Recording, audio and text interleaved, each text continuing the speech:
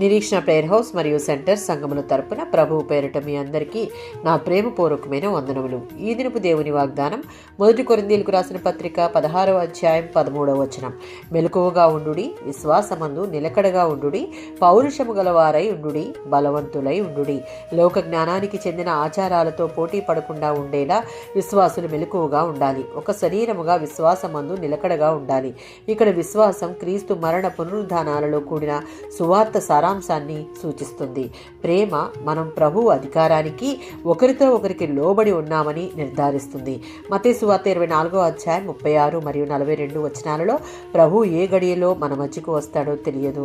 కనుక ఆ రాకడ సమయంలో ఎత్తబడే గుంపులో ఉండుటకు ఆత్మీయంగా స్థిరమైన విశ్వాసం కలిగి దేవుని దృష్టికి యథార్థంగా ప్రవర్తిస్తూ ఆయనకు అన్ని విషయాలలో సంపూర్ణ విధేయత చూపిస్తూ మెలకువ కలిగి సిద్ధపాటు కలిగి ఉండాలి.